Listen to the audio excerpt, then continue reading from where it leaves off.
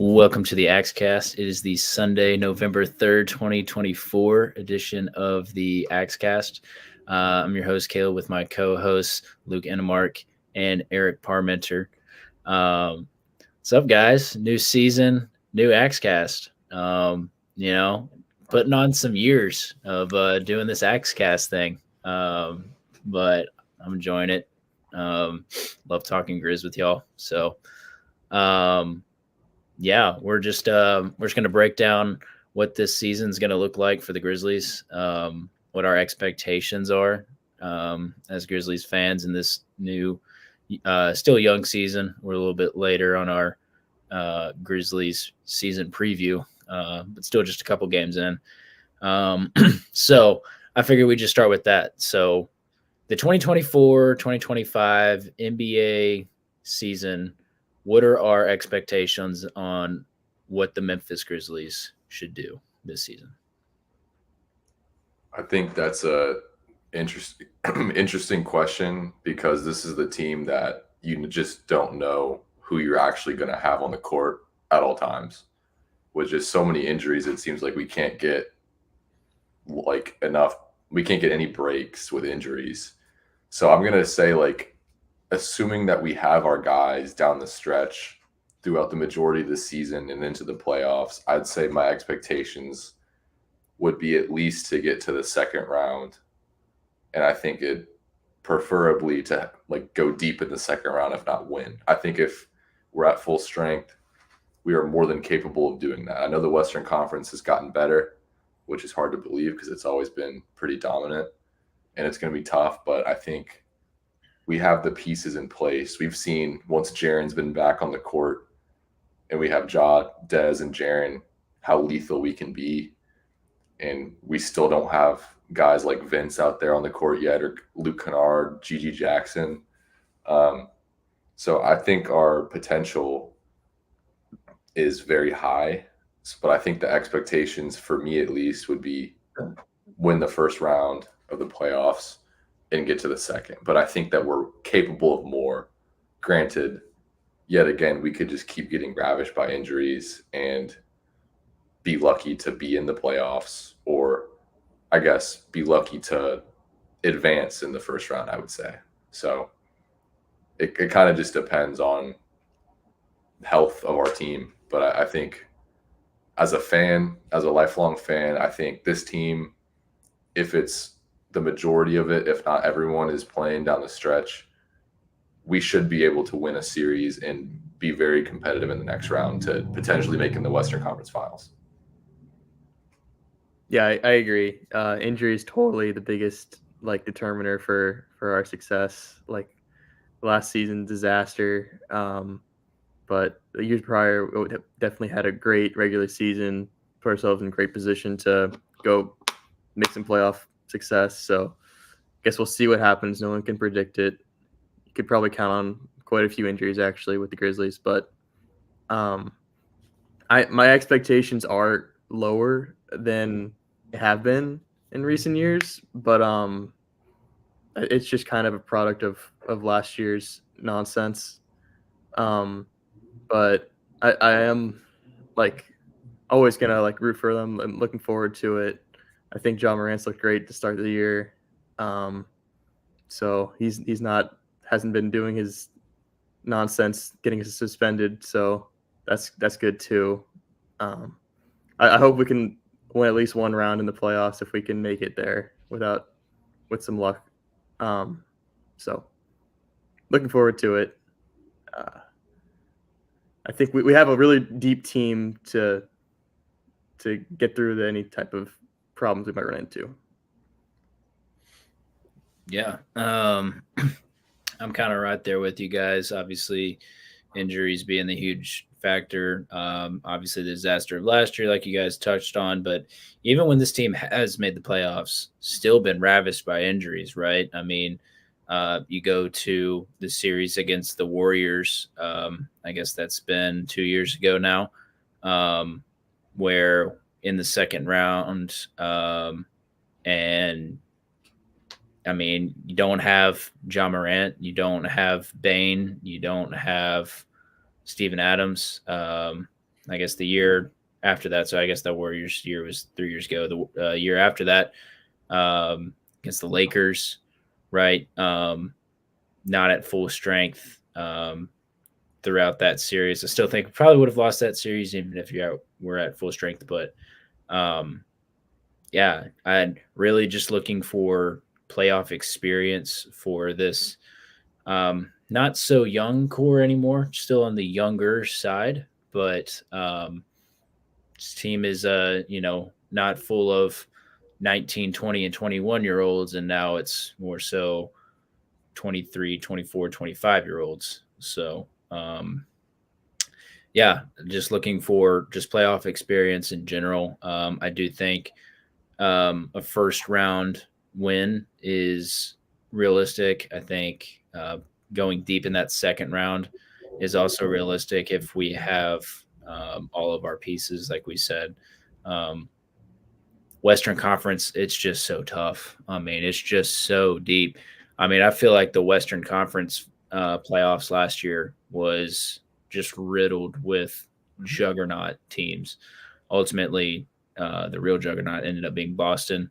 I think that Eastern Conference is really just top heavy. It's like really kind of was just Boston and everybody else. But so you'd say like Boston would be number one. But if you were to rank like the other teams in the playoffs last year, I mean, you're probably saying Nuggets, Minnesota, Dallas. I mean, just a couple of the teams that you probably could throw in there. And then you would get to another Eastern Conference team. So, yeah, it's just tough, to put a realistic expectation on the Grizzlies. But hopefully at least one first round win with the potential of a second. So, yeah, so kind of transitioning now into what the roster kind of looks like. Do we think that we have the roster? Let's assume everybody's healthy. Is this roster equipped for a deep playoff run? Yes and no. Or go ahead, Luke. I do think yes. I think we have like way too many players if everybody's healthy because we keep having to play players when everybody gets injured, and then those players get to be like good enough to be rotation players. So eventually, like, there's going to be too many like pretty good players. So I think Morant, Bane, and Jackson are really good, and then throw in like everybody else on the roster besides like Yuki and John Conchar, who are like capable of playing. I think I really like Jay Huff already getting an opportunity. He looks great. Probably our best center. I would say I still think we're like a solid rebounder away from being very, very dangerous. Like I just still think there's too many times where we're not hitting shots or other teams aren't hitting shots and we're just letting up way too many offensive rebounds or we can't get our own rebounds. And I think, come playoff time, that's what it is. It's being able to, down the stretch when the game slows down, are you going to be able to get second chance points and limit the other team from just keeping like farming rebounds down in the paint? That's what we miss with Steven Adams. And, the verdict's still out on Edey. I think there's been mixed reactions and we can get into that later in this episode. But like we thought, bringing him in 7'2", or I think he's taller than 7'2", 7'4" maybe. We would think he'd be able to get rebounds, and he hasn't really been able to do that. We bring in Jay Huff, who's been great, but he's also not like a big rebounder guy. So I do think like that's our biggest flaw is just having like in clutch moments being able to get rebounds when it matters. And I know like I've said on the previous AXCAST that I'm a Marcus Smart believer on this team. And I know it's looking pretty rough right now. He's not looked good. He's looked out of shape. He's had a couple games where he was at least active defensively, making plays. But, he was someone that I thought would be able to really muck things up defensively and also help on the glass. And he hasn't really been able to do that so far. But other than that glaring hole that I think is still there, which is the center position, or just anyone being able to get rebounds, I do think our roster is very good, very good. I think it's just going to be interesting to see how the center position evolves this year. I know like Jay Huff is starting to play really well. Like, is he like, could we trust him to be our starting center in the playoffs? I don't know. Could Edie like start to get things to click and get more comfortable by the time playoff times come around and be our starting center? Maybe. I know we also have used Brandon Clark at center at some times, and that's just not great. So I just still think we're a solid, doesn't have to be elite, doesn't have to be great, just a solid center that his sole purpose is setting screens and getting rebounds and being playable out there. I think that's what we're missing.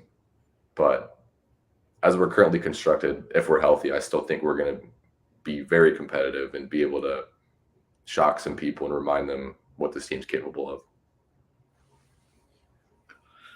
Yeah, I'm kind of right there with you guys because, yeah, well, the glaring issue that the entire throughout Taylor's tenure in this edition of the Grizzlies regime, one glaring issue has been rebounding and half court offense.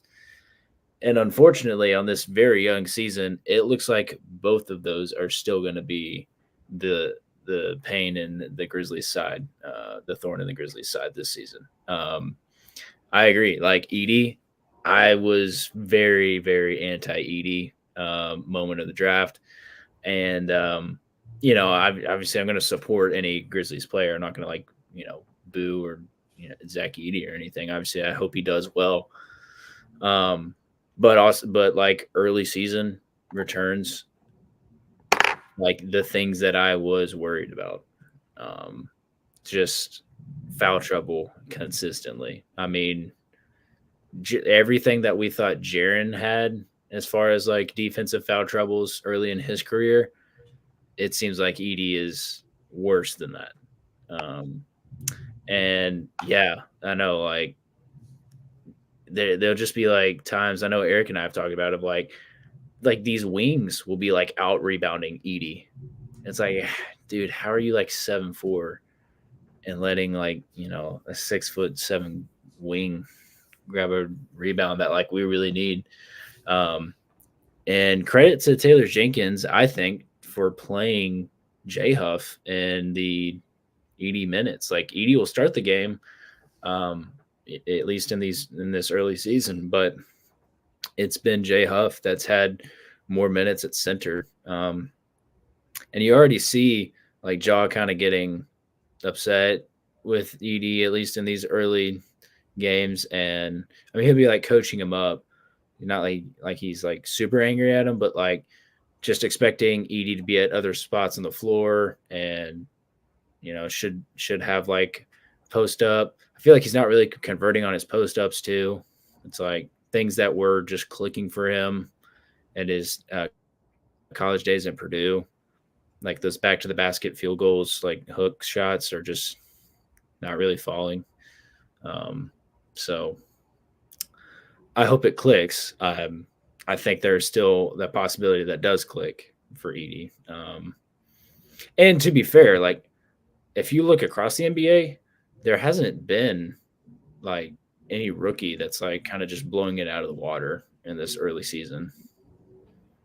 So, yeah, I agree with everything you said about Edie there. I guess we can go ahead and just transition into Edie talk while we're at it. I agree with what you said. I will say in his defense, it is like we're kind of asking a lot of him to like just out of college to like be our starting center on a team that's usually like these guys go to just rat teams.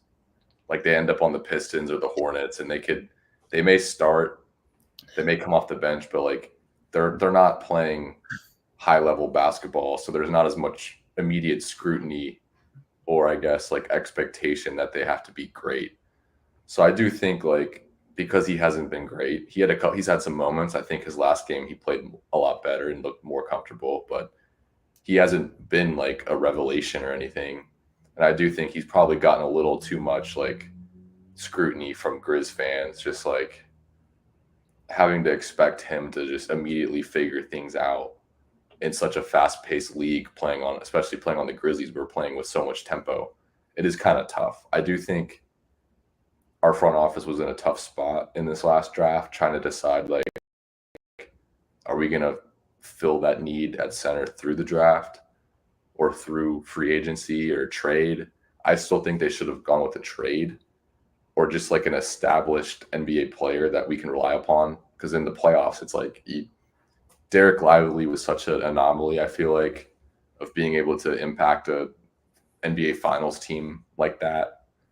And I don't think you can expect Edie to do that. So I do think he's just kind of in a weird, like, he's in a tough spot. Like, there's a lot asked for Edie. And I do think the season's young. He'll learn. He's smart. He clearly has basketball IQ. I think he'll get more comfortable and learn how to fit on this team. But I would just give him time. In the meantime, maybe give Huff more minutes, and maybe at the deadline we end up adding like a more veteran center that could fill in if Edie's still not panning out for now. And Edie's kind of I feel like the front office didn't draft Edie with the idea that he's so ready to play right now and he's our immediate center and we're good to go.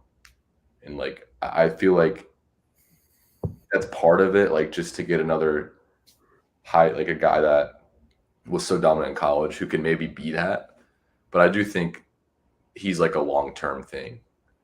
And that's why I think it is kind of like a dichotomy of him kind of expected to perform like that.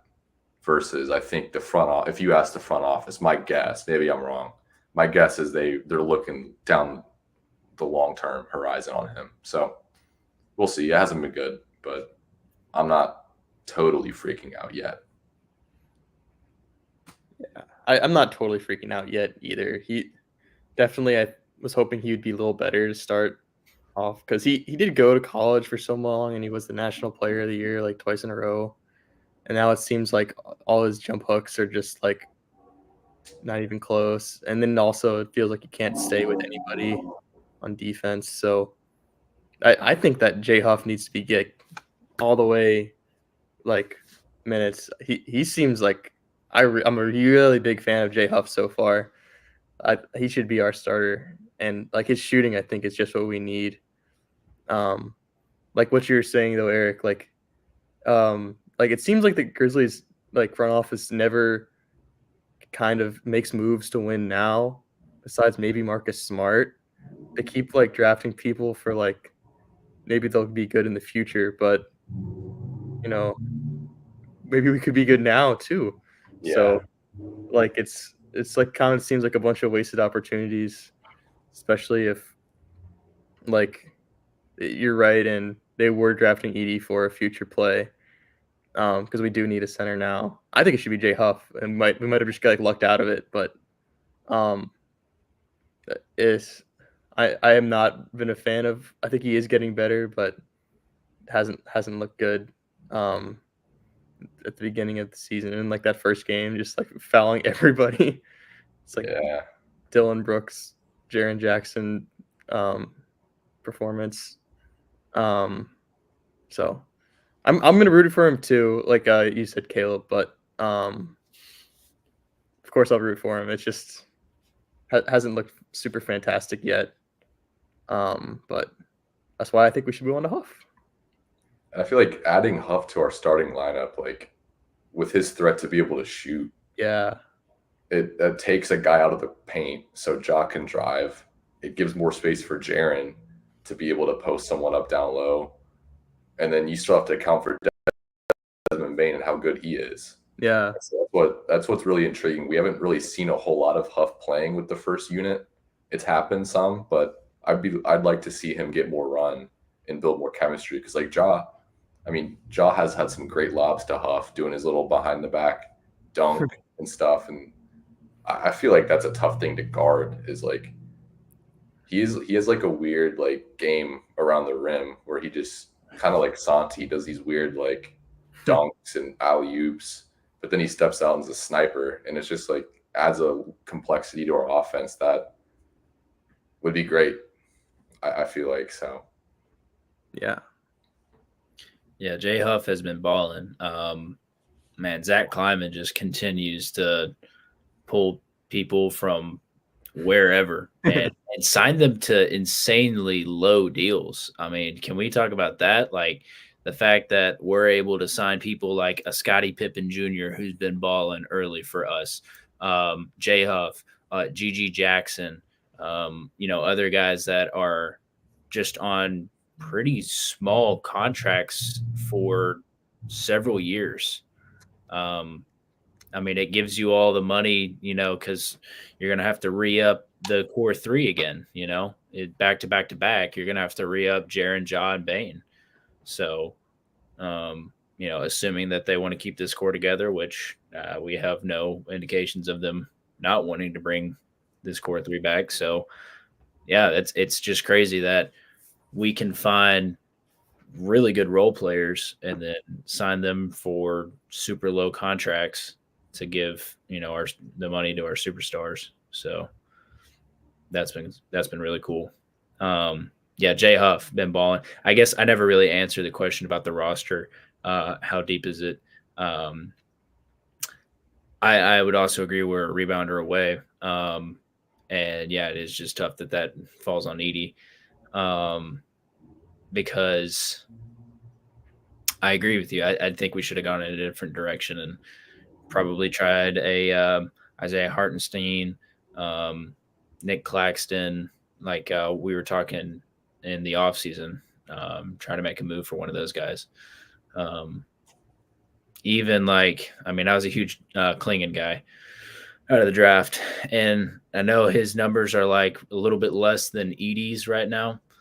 But I just, in my mind, I'm always like, well, what would those numbers look like in the Grizzlies player development program where we could just develop players and turn them into amazing role players. So I always just think about that. But yeah, Jay Huff, been balling. I mean, just out of nowhere. So that's a huge bright spot in the early season for the Grizz. I mentioned Pippen Jr. Been balling. I've been a huge Scottie Pippen Jr. fan since he came on the scene like middle to late last year. What about Pippen? He's been balling too. I'd say it is like, I feel like as a Grizzlies fan, we've been spoiled with having Tyus Jones as our backup point guard. And the only times I get frustrated with Pippen is when I feel like he makes a little careless turnover that just Tyus Jones would never make. But Scottie Pippen's offensive ability is way better than Tyus Jones's, as well as he's very tenacious on defense. Scottie gets up in people's grill. He can clamp them down, and so he's been awesome. I think having him for the second unit is huge, especially once we get Luke back and Gigi back, and whether Vince comes off the bench or starts, just having more NBA guys that he could play alongside of. Because, right now, Scottie Pippen's playing with John Conchar and Jake LaRavia and Brandon Clark. So it's not, we still, I feel like, haven't seen what he can be. I think he could play even better when he gets more valuable assets alongside of him. But yeah, he's been really good. I just like his demeanor. I feel like he doesn't take a day off. He can knock down threes, although sometimes he's a little streaky, but he can't nitpick for the value that he's bringing defensively and just the tone setting. Every time he checks in, he's going to give all of his effort, and that's all I ask out of my team. So I've been really impressed with him. And then his comment the other day about Darvin Ham was incredible, kind of throwing shade that Darvin Ham didn't think that he was good enough to play. And so he's glad that he's on a team that values him. That was pretty awesome. So I just like guys with that underdog mentality that feel like they're always doubted and will come out in the court and prove it every night. So glad he's a Grizzly. Yeah, he's been great. Definitely miss Tyus Jones a lot, but for the value that he's giving at the price it costs is fantastic, phenomenal. great defender.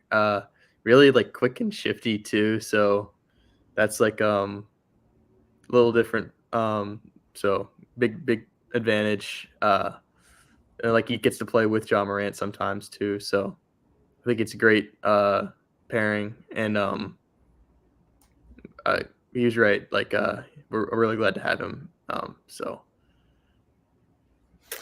Yeah, dude, he was giving Dame the work in that Milwaukee game earlier. I mean, Dame couldn't breathe when Pippen was guarding him. So, yeah, super excited that Scottie Pippen Jr. is our backup point guard for such a cheap contract, like I was talking about. Yeah, can't leave him open. He's not necessarily like a Luke Kennard knockdown shooter, but can't leave him open. And yeah, for the value that he brings defensively and can still run that second unit offense. And you bring up a great point, Eric. I'm curious to see what he would look like when, when we can get some actual NBA players out there, to put it crudely, I guess. Yeah, I guess we can kind of use that to transition to our next player. You brought up BC. It's not been what we would want in BC's return. What are y'all's thoughts? I just think he hasn't gotten enough like chance to play yet. I don't think he's like been terrible. Obviously, since like his second season when someone like messed up his jump shot, that was like the biggest travesty in our player development history, I think. But I think if you like, there's just too many players we have right now. It's hard to find like time for everybody. But I don't think he's been awful. I think he's been better than Edie. Like if they can start getting him more chances to shoot his little shot, then that would be good, I think. Just need more chances, I think. I'd say like I think it's a couple things. First, he doesn't look like he's pogoing as well as he used to pogo, as Pete would say. He doesn't have as much bounce. He still does, but it just doesn't seem like he's fully back to what he used to be. I don't know if that's permanent, but that's just my observation. And then I also just feel like when he was at his best, it's when he had like Kyle Anderson and DeAnthony Melton running alongside him and Tyus Jones. And he had so many great players to like feed off of. Like he's not really a standalone player, which might sound harsh, but like he is a valuable asset to like help feed and other people and get them going, and then also like them finding him. Like he's a very like environmental player, maybe is the way I'll put it, is like whatever environment he's in, he feeds off that.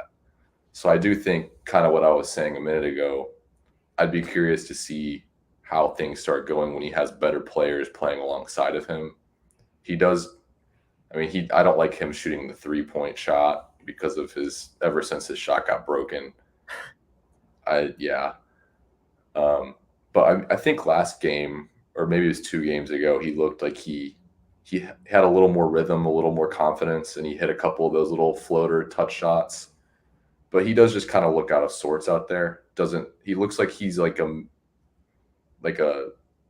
in the wrong puzzle. Like sometimes he just looks like he's like an odd man out, kind of just out there, like can't really fit in. But I guess that could also just be the current state of the players that are around him. So it hasn't been good, but I'm going to wait to make a grand judgment until we see him play alongside a fully healthy bench unit that I think could be really good.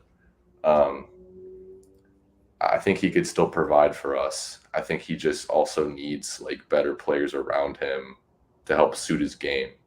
Because like he hasn't really had that lob threat this season, which is one of our favorite things, is when he'd fly up high and get a nice big lob.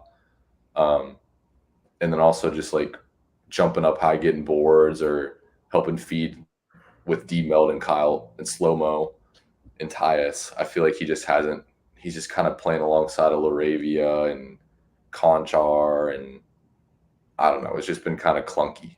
So I'm going to wait to make a judgment on him, but it has not been good so far. Yeah.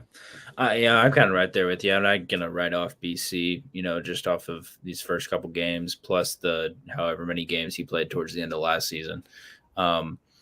It's just the thing that you worry about with the Achilles injury that he's coming back from, right? Losing the athleticism and the bounce, especially for a player that relies on his bounce so much. But yeah, he's definitely still capable of getting to that pogo stick, a little floater in the lane. He can still get higher than a lot of people and put that shot up. It is brutal when he's taking a corner three and then Pete and Brevin are just dead silent, and it's just not his range. It's not his game. It's not his game. He shouldn't try to force it. Not his game. So we'll stay away from the threes. But yeah, I think there's definitely still a role for BC on this team. And that would just be so cruel, I think, if, he goes through this insane rehab. What was that? I know it was in that Denver game. Was that March of 2022, 2023? I don't remember. Yeah. Like 2 seasons ago, towards the end of 2 seasons ago, like a year and a half ago, towards ACL or his Achilles. And I think that'd just be so cruel, like for him just go through all that rehab and then for us to just give up on him. So, not writing him off, not giving up on BC. Hopefully it does progress to where we want it. Just get the old BC back. On a higher note, though, I would argue our best rookie so far, Jalen Wells, balling. Kleiman continues to find gems later in the draft in the second round. What about y'all's opinions on Jalen Wells? Can he contribute playoff time is the big question. Yes. I saw a Twitter breakdown this morning of him guarding Tyrese Maxey. And although, that's not the ability that people have been liking as much, I guess focusing on, because they love his three-point shooting, he was clamping. He clamps up dudes when he wants to. He has better defensive ability than I was led on. I didn't realize that he could, be as aggressive. He had a couple of great possessions when I was, watching the game the first time that I noticed it. But then I watched, the highlight film of him doing it over and over, and it was really impressive. On top of that, we need guys that could hit corner threes. He's been doing that. And I think the biggest thing that I was impressed by was he played terribly against the Bulls. Very bad performance, missed every shot he took, and was a rough one. And I was curious to see how he would bounce back against that. And he's put together 2 straight great games since then. So that's the biggest thing that I've been impressed by, was his ability to just bounce back from that. A rookie has a bad game. Sometimes it gets in their head and they go cold or they lose confidence, but he came right out, kept shooting, and has just been gritty defensively too, which I didn't think he really had in him. So that's been a pleasant surprise for sure.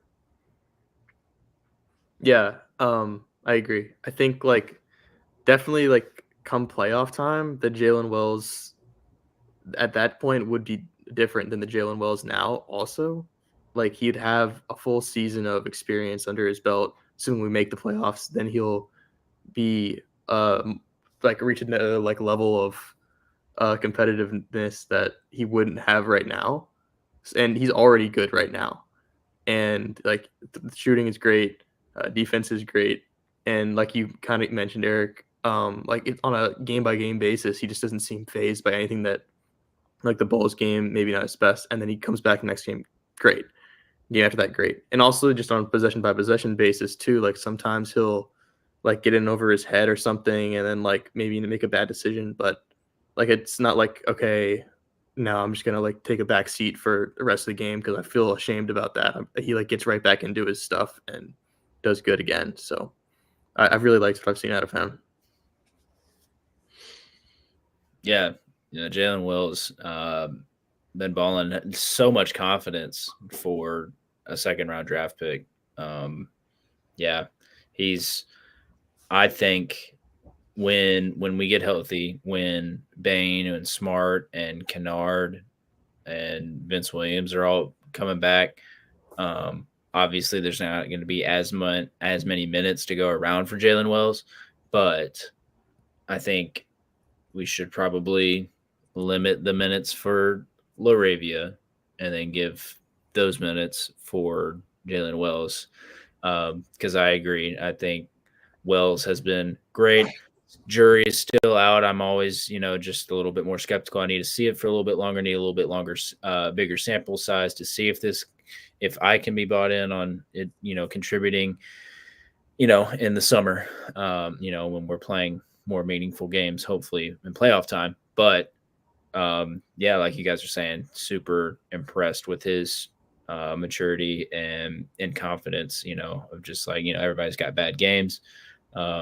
But can you not let that distract you? Speaking of Laravia, Grizzlies did not re-up his contract, or I'm not sure like the technical terms. They had like the potential to like extend Laravia and did not. Eric, I see you shaking your head. Give me your take. I'm just out on Laravia completely. I've seen enough. It's just one of those things, like, this may sound harsh. I go back to Shelvin Mack and Marco Guduric. If I watch the game and I could tell you can't play NBA basketball, do not play basketball. Like, Jake Laravia is like marketed as this like sniper shooter, yet he can't shoot. Like, his percentages just aren't like up to that standard. And then he's played better defensively, and that's like why Taylor's been playing him more, is because he has kind of grown defensively. But it's just like, between him and Conchar, both, like, they're in the same category for me. Like, when we're gonna have Vince Williams, when we're gonna have Gigi Jackson, when we're gonna have Jalen Wells now, and he's proven he can play NBA basketball. He's done it basically every night, despite the 1 or 2 bad games he's had as a rookie. That's expected. Jake Laravia has been here much longer than Jalen Wells. So is Conchar. Like, at least Conchar, I feel like he always gives great effort and makes the hustle plays. He just can never make threes. But at least I know what I'm getting out of Conchar. Laravia is just an enigma to me. Maybe I'm being too harsh. It's just like Luke was saying, we just have so many guys on our roster, and it's like Zaire was one of them. Zaire was in the same exact category as these two in my head, of Laravia and Conchar. It's just like we can't be just wasting space on our roster when we could be giving more minutes to other people. And so I'm out on Laravia, but I mean, it does sound like off the reports that we'd be interested in bringing him back in a more team-friendly deal, I guess. But I don't know. It is just weird how much Dez likes him. Dez like loves him, and always says like in these phantom practices that no one sees behind closed doors that he's really good, and we just never see it. Like, he might have like a game that like in garbage time where he starts going off against their like G League players of other teams, but like when he's playing like against actual players, the threes he makes more times than not don't, or the threes he takes more times than not don't go in, and he's just kind of out there making careless passes and turning the ball over. And so my barometer is, do I think you could play NBA basketball, especially in the playoffs? Jake Laravia, no.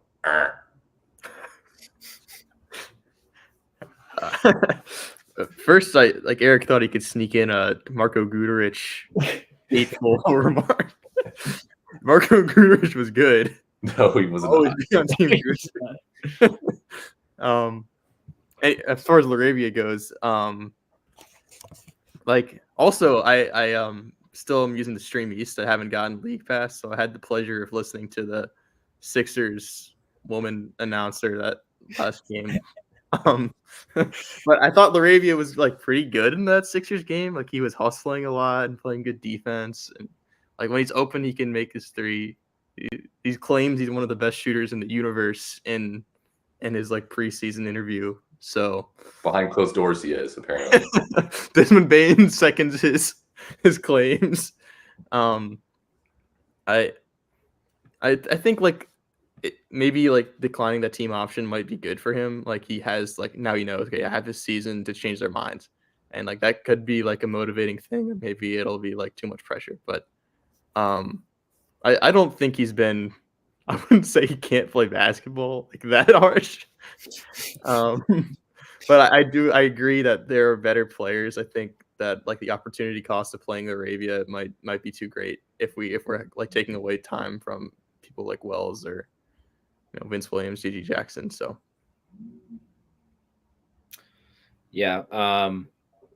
I'm also kind of out on Laravia. I know it was like kind of towards the end of last season, like in those last 5-10 games, he was like kind of going off in those like garbage games when it didn't Against matter. plumbers and electricians and Yeah.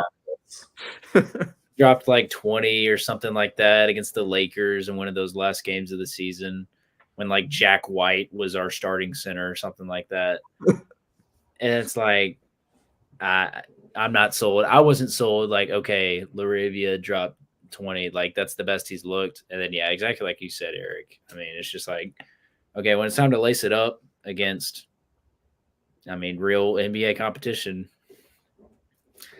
just you're just not convincing me that you should have more minutes than Wells, Vince Williams, Gigi Jackson, Desmond Bain, Marcus Smart. Like, I'm good. I'm good on that. So I think we're all on the same page there. He's shooting 31% from three for someone that's supposed to be the best shooter on earth. Yeah. That's a problem. They're just keying in on him so hardly on defense that he can't get clean looks. Well, speaking of our best shooter, Luke Kennard, yet to make his season debut in a Grizzlies uniform. I think they're saying hopeful tomorrow against the Nets. Oh. I didn't know that. I think that's his expected return date tomorrow. We'll see if that actually happens. But Luke Kennard could bring a lot of he could fix a lot of issues that I think that we're having on the half court side of the ball. He's so good. He could play NBA basketball, especially in the playoffs. Yeah. Check. Yeah. NBA player. Yeah. He meets Eric's standard. Like just daydreaming about like lineups with Luke Kennard, Jay Huff, Santi, Desmond Bain. That'd be pretty tough. But he hasn't played yet, so I don't know what else to say. So we know Luke Kennard's great. Yeah. Yeah. Oh yeah, we haven't talked about Santi. I feel like Santi Aldama might be one of the most underrated players in the NBA right now. He's great. He's so good. Yeah. He's really gotten so much better. But he's really good. Yeah. Like I think he throws in like a couple 2-point games in the early season, but every other game it's been like one of our best. So yeah, I'll read off his game log. 27 points, 2 points, 22 points, 11, 2, and 19. All over the place. So in a 7-game series, that's great. Yeah. You get 3 or 4 of those games from Santi. Like, it sounds like a couple of Rui Hachimura games for another team. That was awful. I don't even want to think about that. That was the most phantom shooting performance I've ever seen in my life. Terrible. That was like Xavier Tillman hitting that 3 against the Warriors. Oh man. Hey, Kyle Anderson and is mic'd up. He was like, "I like you," to Xavier Tillman before he hit that. So he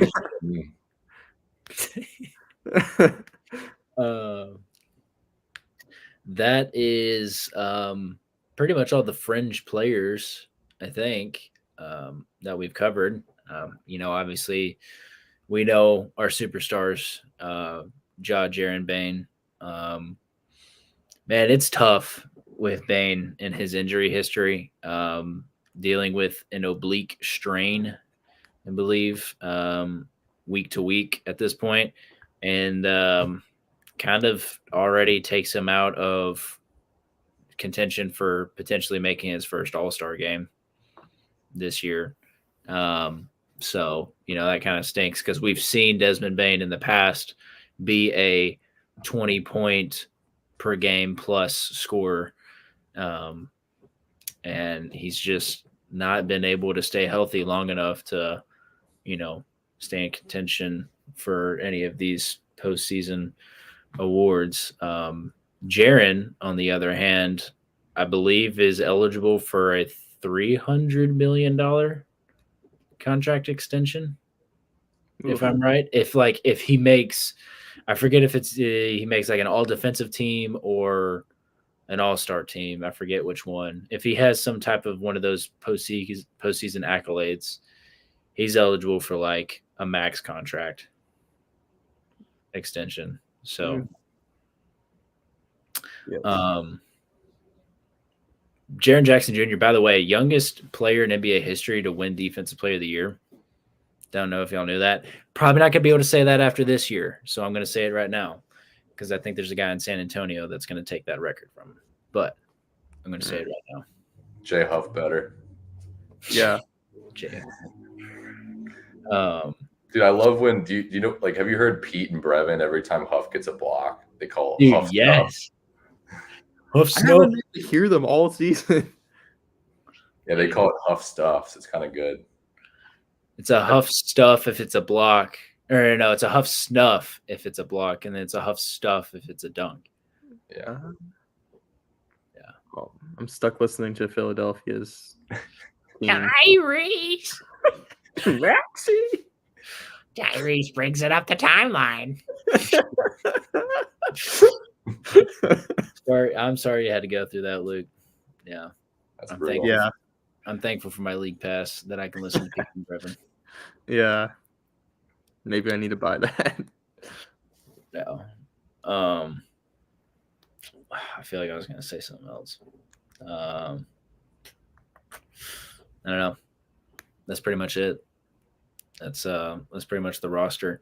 Did you guys have anything else to add for other players? Any other thoughts? The only other topic I wanted to get your guys' opinion on is Taylor Jenkins. I think there's nights where he coaches well, and I think there's nights. I get the whole. My problem with Taylor Jenkins this season was I get the whole 6 games and 9 nights thing. That's tough to have to deal with.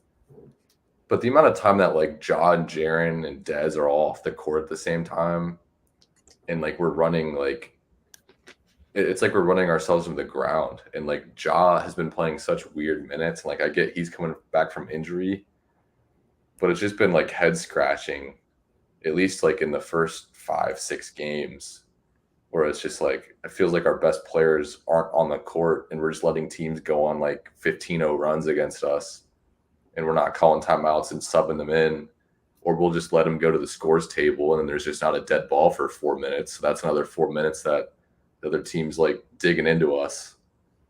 And so Taylor's a great players coach. I will always agree with that. I do just get worried about like in big games, especially in the playoff time, his ability to like maybe outcoach another team or like pull the right strings with our roster and rotations to make adjustments to beat a team in a 7-game series when maybe like we don't have the advantage initially, or like something's not working and we need to make the right decision. I do feel like sometimes he has these thoughts or like ideas and sticks to it no matter what.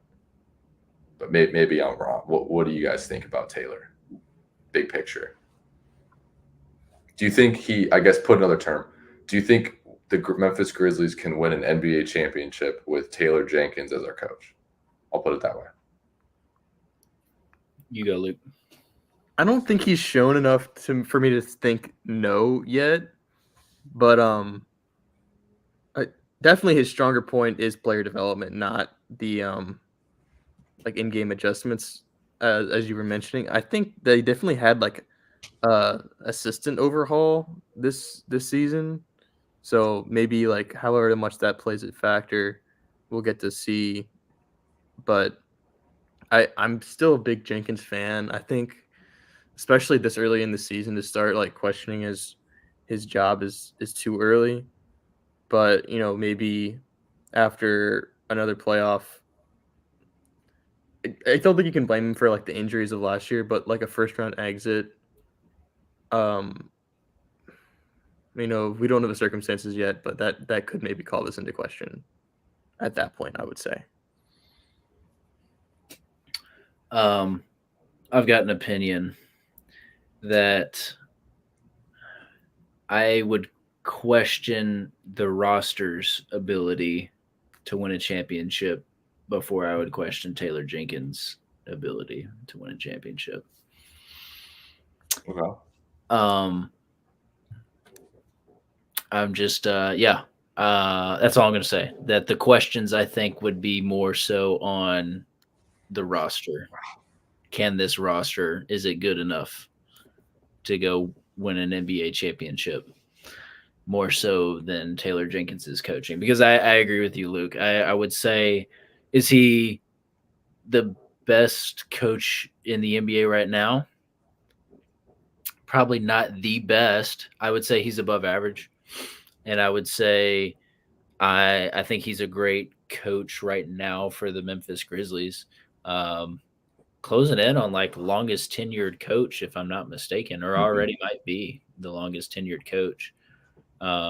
So he's doing something right, to be here this long. Yeah, it's just I get what you're saying. It seems like he can have his opinions about the rotation and the offense and really just stick to that. I do like what they have done in the offense. It's been a little bit more when it's been good. There's been a few times when it's just looked rough, like the Chicago game this year. Second half of the Houston game was rough. But overall, I would say the offense has been overhauled in like training camp and has looked better. The ball doesn't look as stagnant, and the half court offense seems to be improving. So I think I don't know if like genius level, that might be a little too high for Taylor Jenkins, but I would say his intelligence is above average for an NBA coach. Yeah, I don't know. It feels like the way that Lakers fans would talk about Darvin Ham, they would like, I don't know. Feels like it could be worse, I guess is what I'm trying to say. That's fair. Like, I don't know. You could reckon it to like a college football fan base, talking about like wanting a head coach fired. And I'm like, okay, if you do that, all right, but who are you going to replace him with? Do you have a better alternative? And I'm not sure that the Memphis Grizzlies would have a better alternative. It's a good point. I still just don't know how our medical staff is still employed. Yeah. It's like being the weatherman and you never predict the weather, right? Like they don't do their jobs. Like the whole team just gets injured. It's like we're a third world country. It's like all of our players are made out of PVC pipe and cardboard, and they just always go down. Like I just don't know. It's crazy the amount of injuries this team is dealing with. So I guess that is fair. Like, and I get your point. He hasn't done enough to prove otherwise, and there's probably not a great alternative.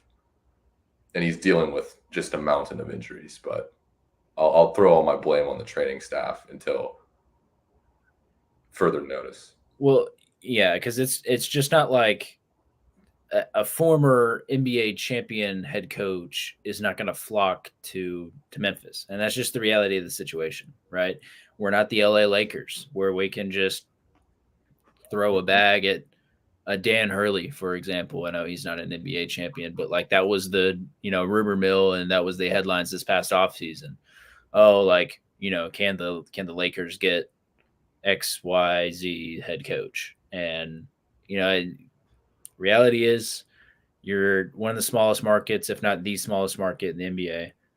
Sure, we have a great fan base or a great young core of players that might be attracted to some coaches, but yeah, it's just kind of the reality of the situation. And I think Taylor has built, we're in now year 6, which is crazy, right? Year 6 of Taylor Jenkins. I think so. Really? So that's crazy that it's already gone this fast. But and I think he's kind of just established a culture, developed players, and besides last year, which was the anomaly, teams have relatively overperformed under Taylor Jenkins's tenure. I mean, the first year, Jaws rookie year, play-in team in the bubble, had that Carmelo Anthony 3 in the corner. It kicked us out of the play-in tournament. Tough. Okay. Second year, make the playoffs, probably a little bit ahead of schedule. Take a game from the Utah Jazz. Cool. Second year, 2 seed in the West. Win a playoff series against Minnesota. Lose your best player in Ja Morant, and then lose to the eventual champions. And then year after that, 2 seed again. Just get the absolute worst possible matchup that you could have gotten against the Lakers, where we just didn't match up well. And again, riddled by injuries. They had all their guys. They had LeBron, AD, all their role players. We didn't. Ja was dealing with the hand thing, and Kennard was out. Yeah. So I think if you dove into, like I just did, all the tenure of Taylor, I would say he's relatively overperformed, and just teams have had better injury luck than we have. It's fair. So we should fire the medical staff before we should. I will myself. Yeah. I think they just have the wrong approach on their outlook of how we should be treating players. It's like you guys were saying earlier, it's just like, well, don't play them at all. And I don't know. I think it's just like as the NBA as a whole, like this load management. Maybe this is like a bigger topic that I'm really getting into, but like, I don't know why people are like, don't let basketball players play basketball. And I think like you could go back to like the 80s, 90s, and like the numbers would support, like guys were playing back-to-backs a lot more. They were playing a lot more games, and like they weren't really getting as injured. So I don't know. That could be like a whole philosophical debate, but I don't know. Well, Dr. Luke could be the head of the Grizzlies medical staff one day. We'd have no injuries. I'm a ways away from that. I actually put podcasting on my application. So. Nice. Yeah. That's a bump. Yeah. Podcast co-host. We've had it for like 8 years, has been our tradition of making Western Conference, Eastern Conference standings predictions. Oh, we should do that again. You guys want to scramble real quick and come up with some predictions? We can't break tradition, guys. Yeah, we have like a little bit of an advantage this time because we've seen the first 7 or so games. And we're doing this live, so Luke can't steal my list this time. You steal my list every time. No, I don't. That's what happened. We'll make Luke go first. Okay, I will.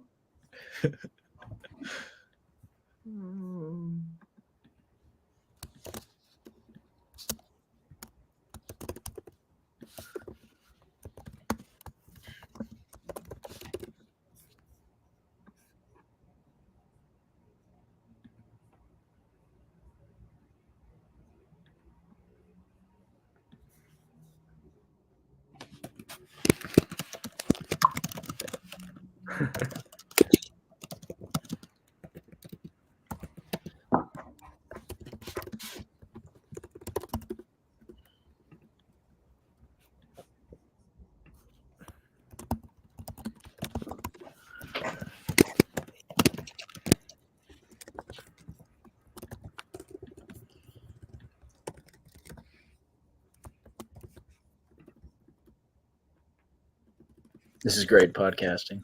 This is why That's so easy. Is the play-in through 12 teams, right? Oh, yeah. No, it's just 10. Is it 10? 10 I teams. think it's 10. It's 10.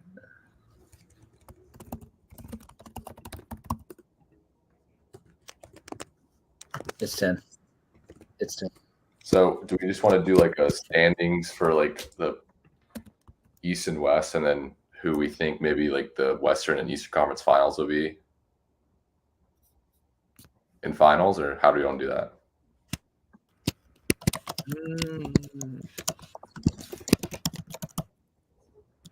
Oh. Anything's fine. We could add.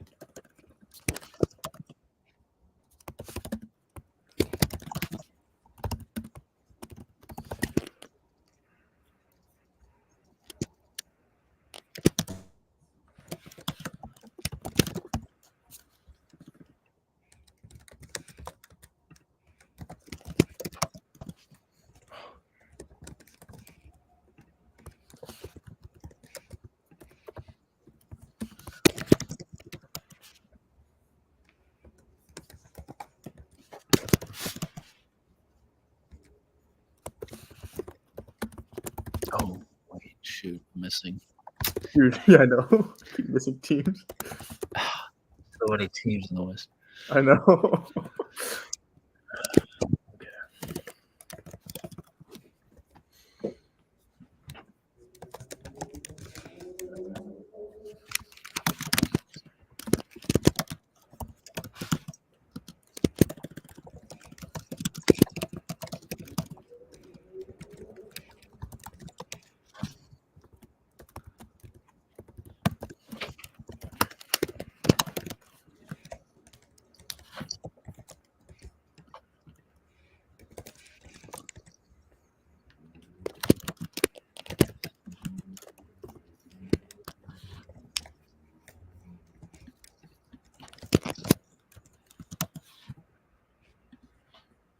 Make sure y'all save them this time, because last time y'all couldn't fess up to your rank. Oh.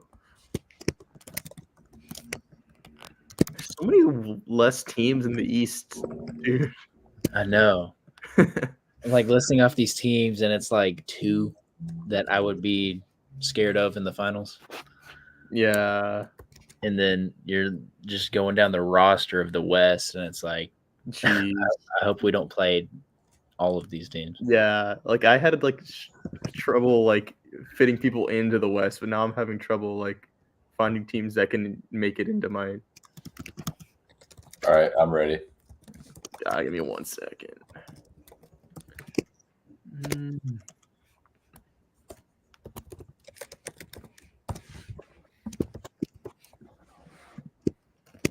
Luke's hacking, trying to steal my list. It's all right. Hey, we'll make Luke go first, Yeah. so there's no controversy.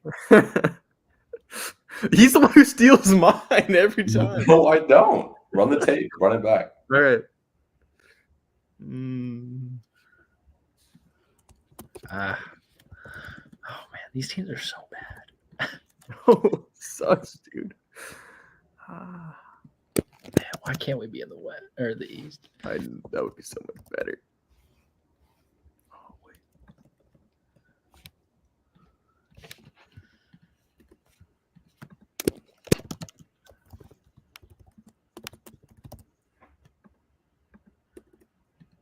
All right, I'm ready.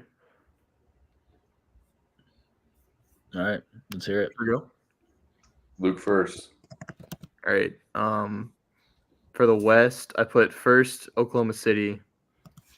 It was really tough because like the current standings were like throwing off my like perception of things, but like then number 2 I put in Denver. 3 I put Sacramento. 4 Grizzlies.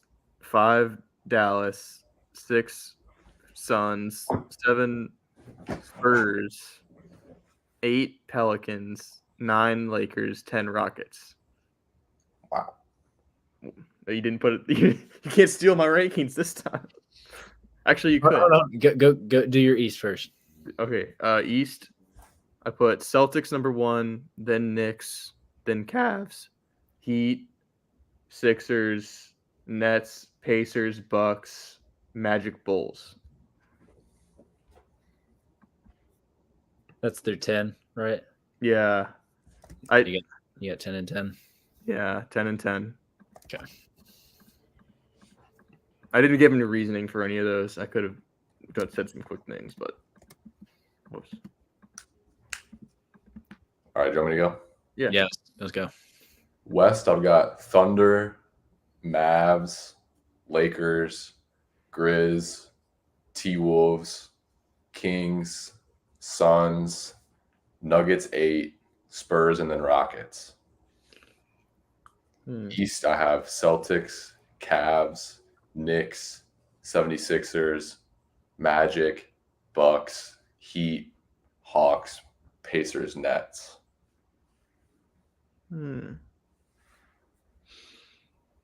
Okay. Okay. Not high on the Pacers. No. Frauds. How dare you disrespect my Eastern Conference team?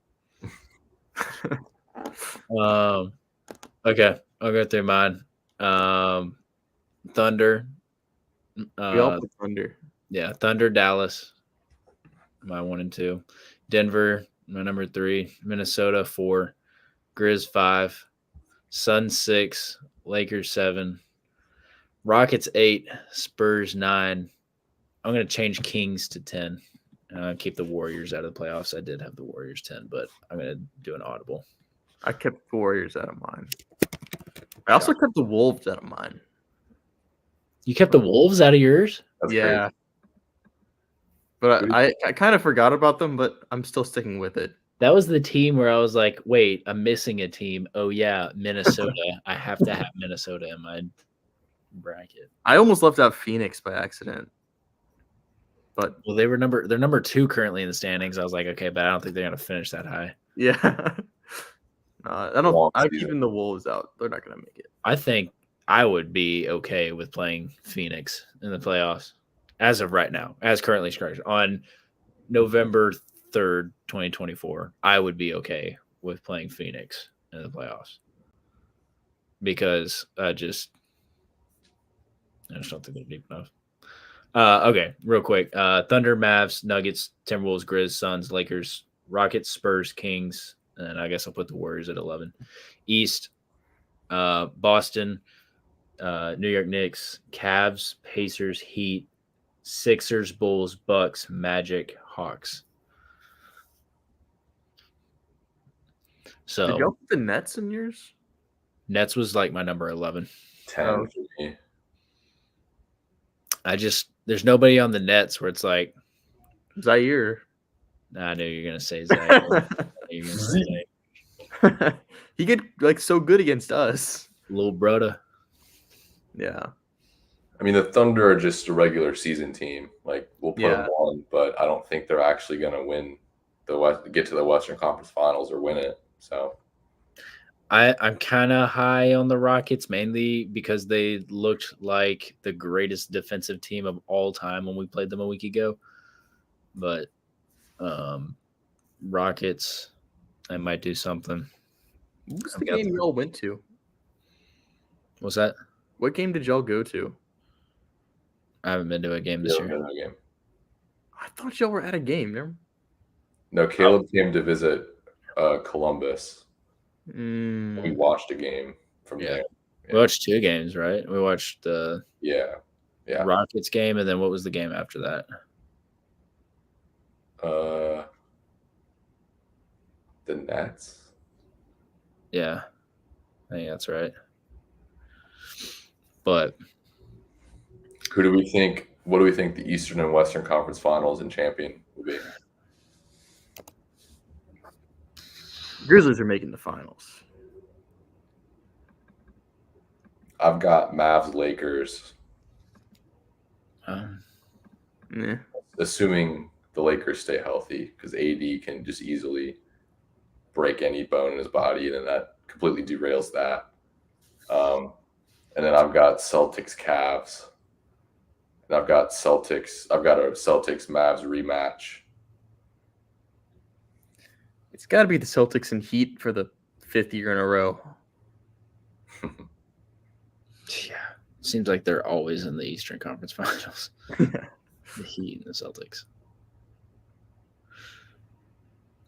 Okay, so Eric, you were OKC and Dallas for the West? No, No, I was Dallas and Lakers. Yeah. Dallas and Lakers. Okay. Dallas and Lakers.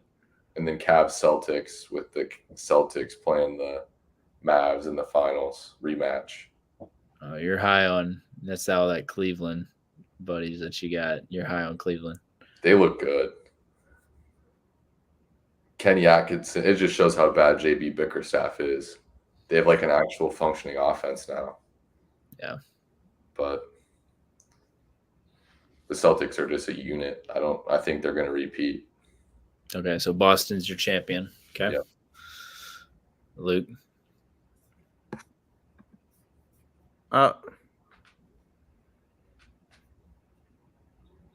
I'll say Denver. Wow. Will win. They've looked terrible. They've looked terrible. It's only been 6 games. It's early. Yeah, it's early. Yeah. We got to overreact. Yeah. Yeah, the Cavs have won all 7 of theirs. Cavs are 7-0? Yeah. I didn't know that.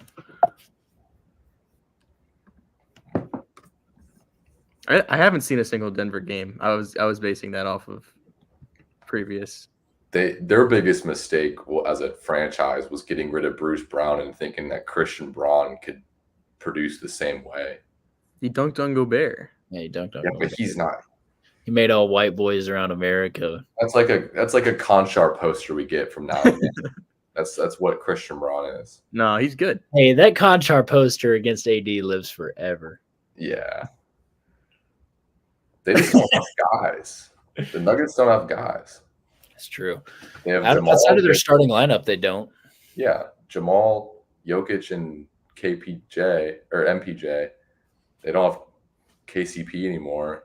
They have Aaron Gordon. They do. I think he changed his number. He's like 32 now. He changed it for his brother that died Yeah. in the offseason. And then he gave 0 to one of the rookies, right? But I thought he was 00. Oh, yeah, maybe. I don't know. Okay, so wait, Luke, did you give yours?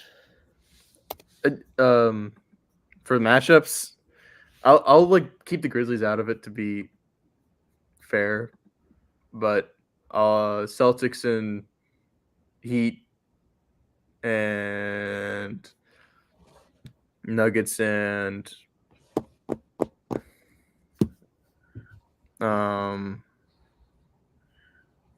Mavericks. Is that just a repeat of last year? Yeah, I think so. And then Nuggets beat the Celtics. Wow. Okay. I've got Thunder and Mavs. Thunder and Mavs in Boston, and